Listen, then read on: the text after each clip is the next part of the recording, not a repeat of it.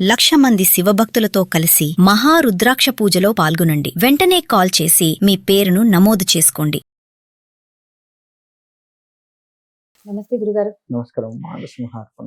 గురుగారు, తొలి ఏకాదశి అంటేనే పండగలకి ముందు వచ్చే ఏకాదశి. అంటే తొలి ఏకాదశి వచ్చింది అంటే ఇంకా నెక్స్ట్ పండగలన్నీ రెడీగా ఉన్నాయి, మనం బాగా మంచిగా సెలబ్రేట్ చేసుకోవాలి అని చెప్పి. తొలి ఏకాదశి యొక్క విశిష్టత, అదే విధంగా ఆ రోజు ఎలాంటి పూజా విధానం కానీ, అసలు ఏ రోజున తొలి ఏకాదశి వస్తుంది? మనకి ఈ జూలై 25వ తారీఖు రోజు తొలి ఏకాదశి వస్తుంది.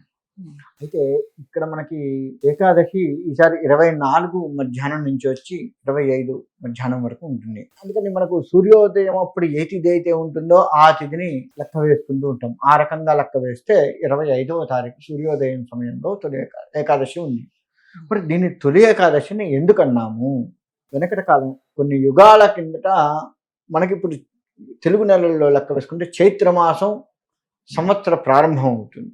కానీ కొన్ని యుగాల కిందట ఏమవుందంటే ఆషాఢ మాసమే ప్రారంభ మాసం అయింది. మనం చైత్రం, వైశాఖం, జ్యేష్టం, ఆషాఢం ఇలా చెప్పుకుంటాం. అలానే ఆషాఢం నుంచి అయిందనమాట, ప్రారంభమైంది. ఆషాఢం, శ్రావణం, భాద్రపదం, ఆశ్వీజం ఇలా వెళ్ళిపోతుంటుంది నెలలు. అందుకని ఆ నెలలో వచ్చేటువంటి మొదటి ఏకాదశి కాబట్టి తొలి ఏకాదశిగా చెప్పుకుంటాము. అది అప్పటి నుంచి ఇప్పటి వరకు ధాన్య ప్రామాణికంగా తీసుకుంటూ మనము తొలి ఏకాదశి అనగానే ఆషాఢ మాసంలో వస్తుంది అని చెప్పేసి ఇప్పటి వరకు చెప్పుకుంటూ ఉన్నాము.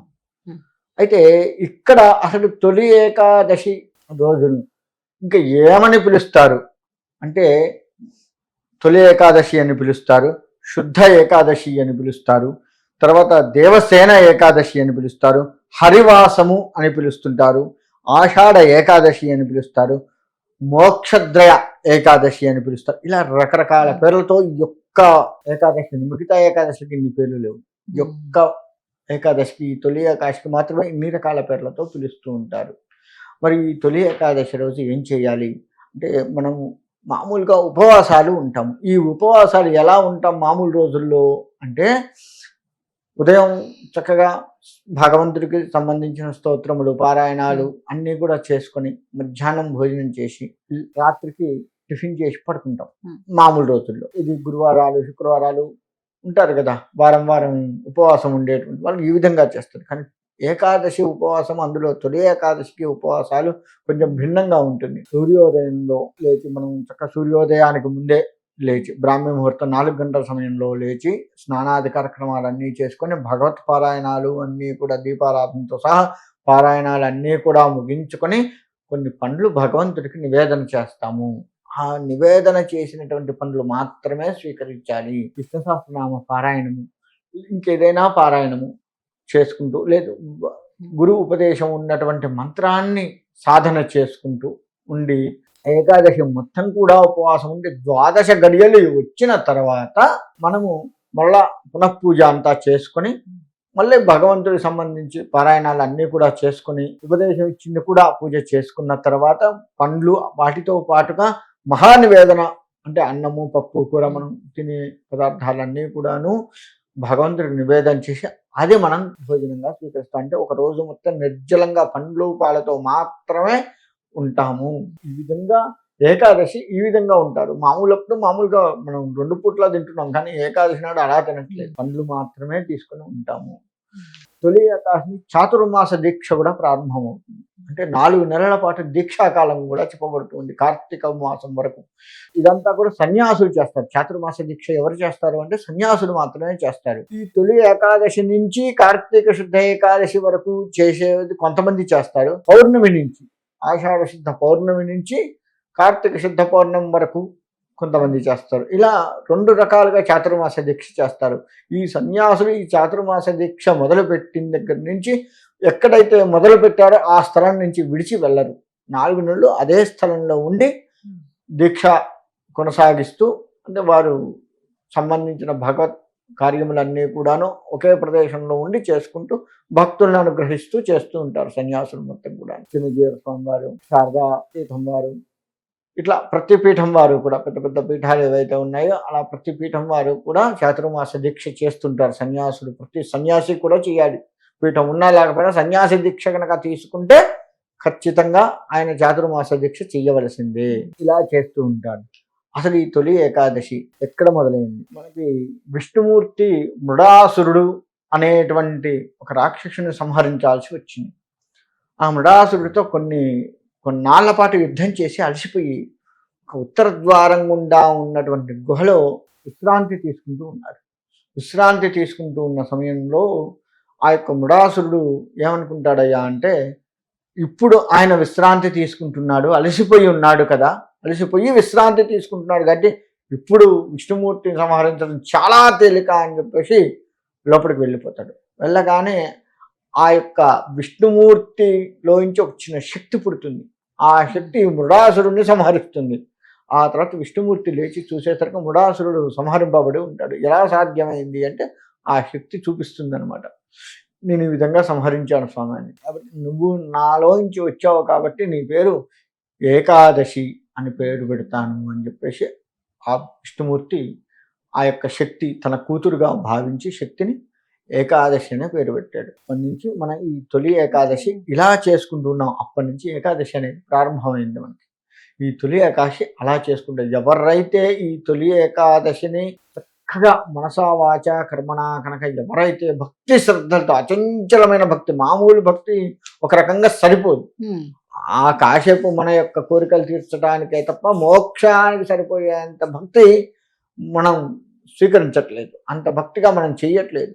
ఎవరైతే అచంచలమైన భక్తితో కనుక ఈ విష్ణుమూర్తిని కొలిచారా భగవత్ శక్తి వాళ్ళల్లోకి వస్తుంది. ఆ ఏకాదశి నామధేయం చేశారు కదా ఆమె కూతురికి, ఆమె యొక్క శక్తి మనలోకి వస్తుంది, మనం తరించిపోయేంతగా చేస్తుంది.